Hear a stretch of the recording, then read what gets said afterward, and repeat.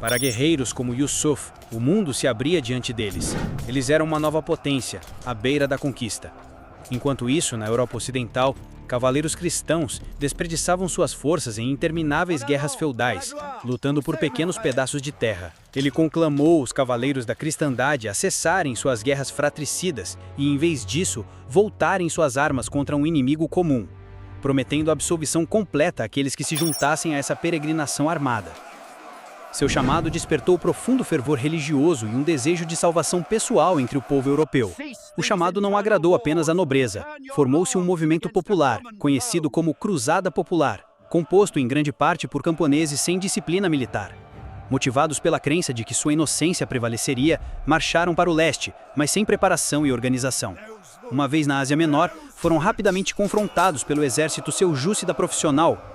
Na Batalha de Sivetou, um exército camponês de 20.000 homens foi completamente aniquilado por uma pequena força turca. Essa derrota desastrosa mostrou a diferença entre zelo e proeza militar. Finalmente, em outubro de 1097, eles chegaram a Antioquia. A cidade, protegida por terreno acidentado e fortes muralhas, era considerada insustentável sem traição. Os defensores de Antioquia, confiantes em suas fortificações, prepararam-se para um longo cerco. O cerco durou todo o inverno. Os cruzados enfrentaram grave escassez de alimentos e a fome e as doenças devastaram suas fileiras. A cidade acabou caindo não pela força, mas por traição. Boemundo subornou um guarda, prometendo dinheiro e status. Após a tomada de Antioquia, os próprios cruzados foram sitiados. Um poderoso exército muçulmano liderado por Kerboga chegou. Quando a esperança estava quase perdida, um fenômeno religioso ocorreu. A lança sagrada foi encontrada, dando-lhes confiança e moral. Em 7 de junho de 1099, eles avistaram Jerusalém pela primeira vez. A cidade estava bem defendida e os soldados muçulmanos em seu interior se prepararam para um cerco.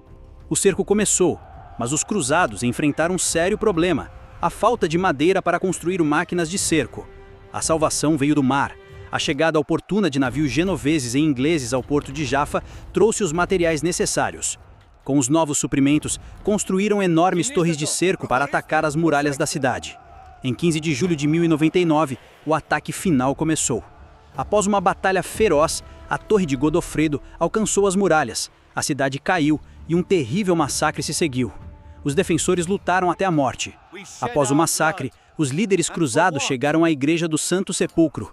Eles haviam alcançado seu objetivo. A Cidade Santa foi libertada.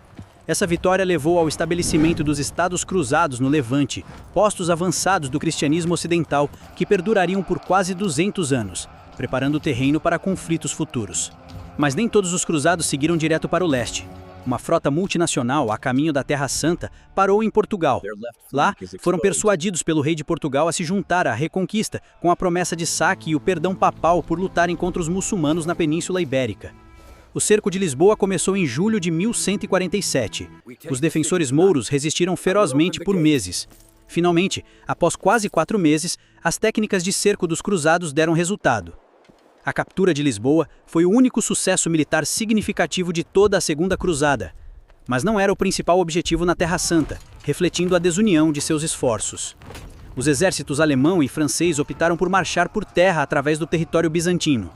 Mas a rota estava repleta de perigos, não apenas do inimigo, mas também de seus próprios aliados. As relações entre os cruzados e os bizantinos eram tensas.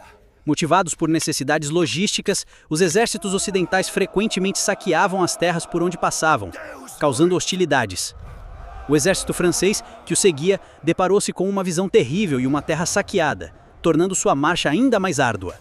Enquanto isso, em Damasco, notícias do caos cruzado chegaram aos muçulmanos. A cidade, governada pela dinastia Burida, havia sido neutra, até mesmo aliada aos reinos cristãos. Uma vez na Terra Santa, os líderes cruzados tomaram uma decisão estratégica desastrosa. A decisão estava tomada. O poderoso exército cruzado avançou para sitiar Damasco. Inicialmente eles tinham a vantagem. Rapidamente capturaram os jardins a oeste da cidade, que os alimentaram com água e alimentos em abundância. Dentro da cidade, os defensores, embora pegos de surpresa, rapidamente fortificaram suas linhas. O cerco durou apenas alguns dias. Divididos internamente e temendo um contra-ataque, os líderes cruzados decidiram recuar em desgraça. A Segunda Cruzada terminou em fracasso e amargura. A derrota dos cruzados consolidou o poder de Nur ad-Din, unindo Síria e Egito, criando uma fronte muçulmana mais forte do que nunca. E dentro das fileiras de Nur ad-Din, um jovem guerreiro começava a ascender. Alguém que um dia completaria o trabalho iniciado por Zeng e desafiaria a própria existência do reino de Jerusalém. Seu nome era Saladino. A ascensão de Saladino não foi subitânea. Nascido em Tikrit, criado nas tradições da erudição islâmica e da disciplina militar, ele foi moldado pela fé e pela ambição.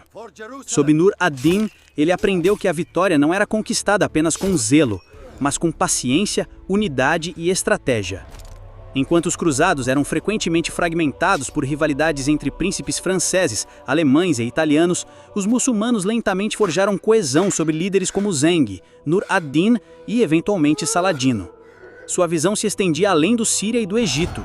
Ele buscava unir o mundo muçulmano sob uma única bandeira, acreditando que somente por meio da unidade eles poderiam reconquistar Jerusalém. Enquanto isso, na Europa, os triunfos dos cruzados se tornaram lendas. Canções de cavalaria celebravam cavaleiros que desbravavam desertos e fortalezas. E o papado encontrou nas cruzadas uma ferramenta poderosa para fortalecer sua influência sobre quens e nobres. Entretanto, a realidade era muito mais sombria. Dezenas de milhares jaziam mortos, cidades reduzidas a cinzas e feridas profundas infligidas nas relações entre o Oriente e o Ocidente. As rotas comerciais se expandiam, o conhecimento fluía do mundo islâmico, medicina, matemática, filosofia, mas também a desconfiança e o ódio, semeando as sementes de conflitos futuros. As cruzadas posteriores teriam menos sucesso. O fracasso em Damasco assombrava as cortes europeias e as divisões políticas internas minavam sua força. Alguns senhores tratavam as cruzadas como uma oportunidade de enriquecimento pessoal, enquanto outros buscavam sinceramente a redenção. Para o povo comum, no entanto, o sonho de uma guerra santa frequentemente terminava em fome, doença ou morte longe de casa. Ainda assim, a ideia da cruzada não morreria. Papa após papa emitiu novos apelos e os exércitos marcharam novamente para o leste. O momento de Saladino finalmente chegou em 1187, na Batalha de Hattin. Com disciplina e paciência, ele atraiu o exército cruzado para as colinas áridas, cortando seu acesso à água. Exaustos e desesperados, os cavaleiros foram subjugados. A verdadeira cruz, carregada para a batalha como uma relíquia sagrada, foi capturada. Jerusalém caiu logo depois, não com o massacre de 1099, mas com uma rendição negociada que poupou vidas e chocou o mundo cristão. Pela primeira vez em quase 90 anos, a Cidade Santa estava de volta nas mãos dos muçulmanos. A partir daquele momento, as cruzadas entraram em uma nova fase. Reis como Ricardo Coração que Leão navegariam para o leste, enfrentando Saladino em batalhas que se tornaram lendárias. Embora Jerusalém não fosse recapturada permanentemente pelos cruzados, a luta deixou uma marca indelével nas duas civilizações. Os castelos dos cruzados, de Craque des Chevaliers até Kerak, eram testemunhos de pedra de sua ambição, enquanto cronistas muçulmanos lembravam Saladino como um símbolo de justiça e piedade. Assim, o que começou com a cruzada popular de camponeses e sonhadores se desenrolou em uma luta de 200 anos que remodelou a Europa e o Oriente Médio. Foi uma história de fé e fanatismo, de bravura e traição, de vitórias fugazes e derrotas esmagadoras. Acima de tudo, foi um lembrete de que a história não é moldada apenas pelo zelo, mas pela unidade, pela visão e pela marcha implacável do tempo. E ainda assim, mesmo após os grandes confrontos entre reis e sultões, as cruzadas nunca terminaram de fato na mente daqueles que as lutaram. Para os europeus, elas se tornaram uma memória mítica da unidade cristã, ainda que fugaz, contra um adversário poderoso.